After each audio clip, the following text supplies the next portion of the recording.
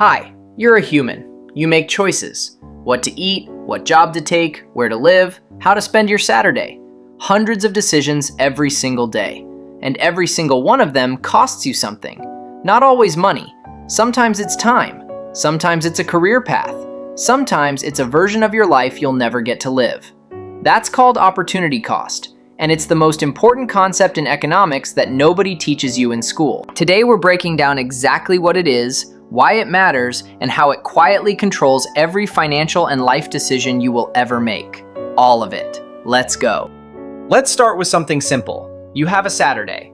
You could pick up an extra shift at work and earn $150. Or you could go to a free music festival with your friends. You choose the festival. It's free, right? Wrong. The festival cost you $150. Not in cash, in what you gave up. That's opportunity cost. The value of the best alternative you didn't choose. It's not what you paid, it's what you sacrificed. And the moment you understand that difference, you start seeing the world completely differently. Most people count the money that leaves their wallet. Economists count everything. The income not earned, the time not spent, the option not taken. When you factor all of that in, almost nothing is actually free. Not your Saturdays, not your education, not your career, not even doing absolutely nothing, especially doing nothing. Opportunity cost has a formal definition. It's the value of the best alternative foregone when a decision is made. Foregone means given up, not lost, given up. There's a difference. You didn't have it and lose it. You chose something else, and that choice had a price. Enter the classic example economists have been using for 100 years, guns and butter. Imagine a country with fixed resources, land, labor, factories. It can use those resources to make guns or butter. If it makes more guns, it makes less butter. If it wants more butter, it builds fewer guns. Every gun has an opportunity cost of butter. Every block of butter has an opportunity cost of guns. This relationship is called the production possibilities frontier, a curve that maps every combination of two goods an economy can produce. Moving along that curve means trading one thing for another. That trade is opportunity cost at a national scale. But let's bring it back to you. You're 21. School is done. You have two options. Option A, go straight into the workforce, start earning, build experience, get promoted. Option B, go to university, spend 3 to 4 years studying, pay tuition, come out with a degree and a chance at a higher salary ceiling. Most people frame this as, is university worth the tuition fees? Wrong question entirely. The real question is, what's the full opportunity cost? Say university costs you $45,000 in tuition over 4 years. But you also could have been working during those 4 years and earning $30,000 a year. That's $120,000 in foregone wages. So the actual economic cost of university isn't $45,000. It's $165,000. Tuition plus the salary you didn't earn. That's the honest number. And here's where it gets interesting. The higher your earning potential without a degree, the more expensive university actually becomes. A professional footballer who could go pro at 18 faces a massive opportunity cost by staying in school.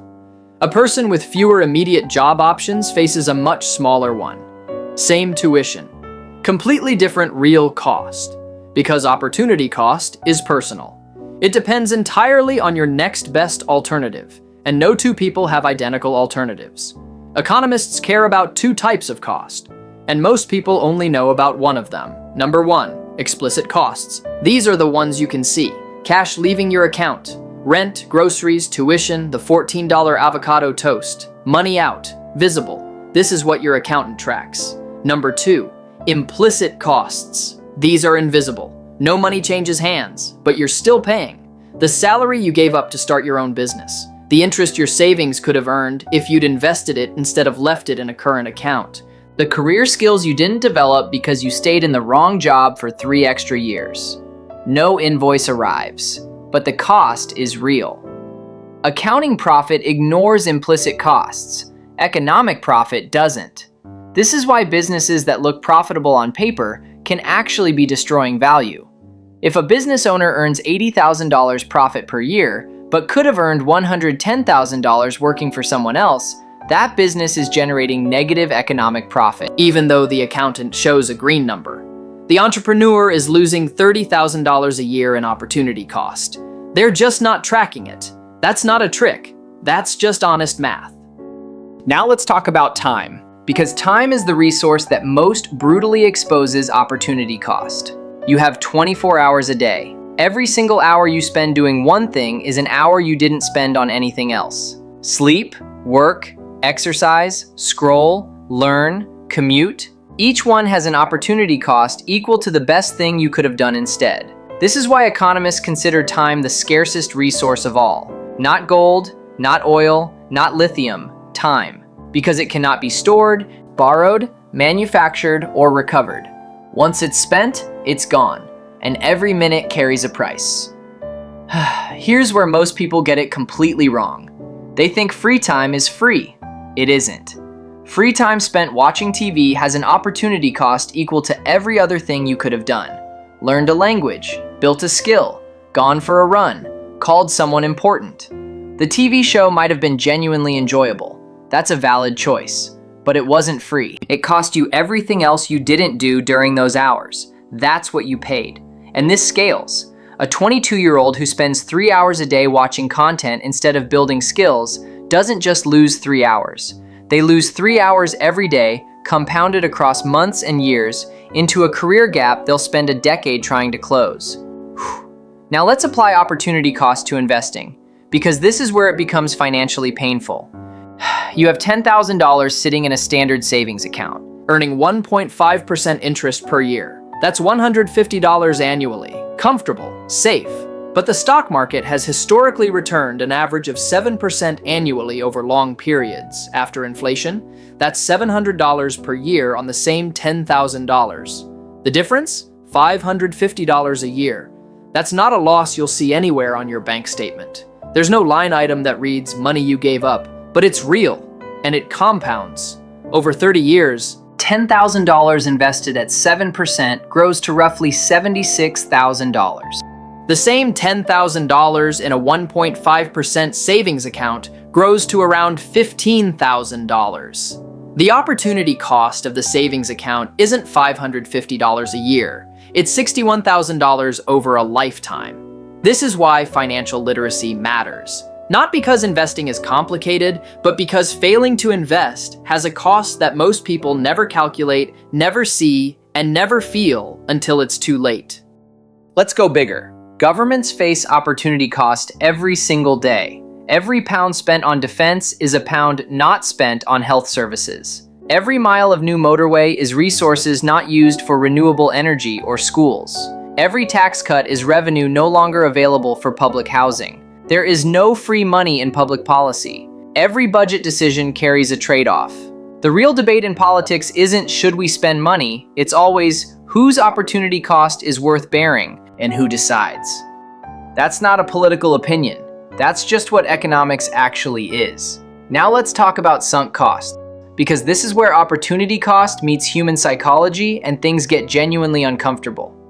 A sunk cost is money or time already spent that cannot be recovered.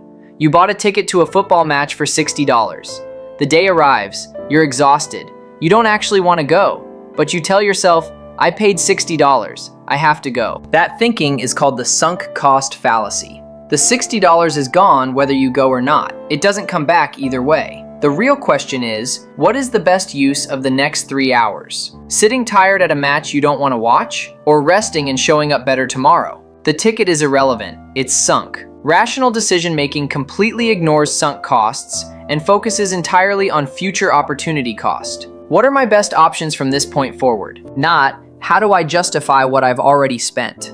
This is brutally hard for humans. We feel loss intensely. We hate waste. So we stay in jobs past the point of value. We hold failing investments hoping they bounce back. We sit through terrible films because we're already halfway through. We finish bad meals because we ordered them. Economists call this irrational. Behavioral economists call it human. The correction is always the same question. Not, what did I spend? Ask, what do I gain from here? Let's bring in a real-world case study. Amazon, 1994. Jeff Bezos is 30, working on Wall Street at a hedge fund, earning a top salary with a clear upward trajectory. He has an idea, sell books online. He has to choose: stay in a prestigious, well-paid, secure career, or quit and build something with no guaranteed outcome. The opportunity cost of starting Amazon was a lucrative, stable Wall Street career. Real income, real security, real status. He gave all of it up. He reportedly used what he called a regret minimization framework. He asked himself, "When I'm 80 years old, will I regret not having tried this?" His answer was yes. So the opportunity cost of not starting Amazon, the version of himself who spent his life wondering what if, was too high to accept. He made the trade. The rest is history. Amazon generated $575 billion in revenue in 2023. AWS alone produces margins of 30 to 40%. But here's the version nobody talks about. Every year, thousands of people make the exact same structural choice. They quit stable jobs and launch startups, and most of those startups fail. For them, the opportunity cost of leaving was enormous. Lost savings, lost momentum, lost years. Opportunity cost analysis doesn't guarantee the right outcome. It's a thinking tool, not a crystal ball. But ignoring it guarantees you'll make worse decisions on average, because you're only ever seeing half the picture. So why is opportunity cost so important beyond just one decision? Because it's always there, constantly, invisibly. Every day you stay in a job is a day you didn't spend building something else. Every dollar you spend on impulse is a dollar that isn't compounding. Every conversation you avoid is a relationship that isn't deepening. Every skill you don't develop is a salary ceiling you don't break through. Life is not a set of isolated decisions. It's a continuous sequence of trades, and every trade has a cost, even if you never see the invoice. The people who navigate this well aren't the ones who always make the right choice. They're the ones who see the trade clearly before making it. They ask the right question, not just, what do I want, but what am I giving up to get it? And they decide with that full picture in view. 3 practical habits for applying this in real life. 1. Before any major decision, ask out loud, what is the best thing I'm giving up by choosing this? Not just financially. Time, energy, options, identity, make it explicit. Most opportunity costs stay invisible because we never bother to name them. 2. Stop counting only explicit costs. When something feels free, ask what it's actually costing. Your attention, your sleep, your future self's choices. Nothing is truly free. It's just that the cost is hidden in a currency you're not tracking. 3. Ignore sunk costs when making forward-looking decisions. Everything already spent is gone. The only costs that matter now are future ones. And the only opportunity costs that matter are the ones you're about to create. Ask from here, not from back there. So what have we learned? Opportunity cost is the value of the best alternative you give up every time you make a decision. It applies to money, time, energy, resources, and choices. It has 2 forms. Explicit cost, you can see. Implicit cost, you can't. Accounting ignores implicit cost. Economics doesn't. Sunk costs are irrelevant to good forward-looking decisions. And opportunity cost is present in every choice. Governments, businesses, investors, and individuals. All of us are making trades every second of every day. The difference between people who navigate that well and people who don't? It's usually just this. The ones who think clearly about decisions see the trade. The ones who don't only see the choice. That's opportunity cost. That's why every economist treats it as the foundation of rational thinking. And that's why understanding it will quietly improve every decision you make for the rest of your life. If this made you think differently, hit subscribe. We break down economics, business, psychology, and history every week. Drop a comment. What's the biggest opportunity cost decision you've ever faced? See you in the next one.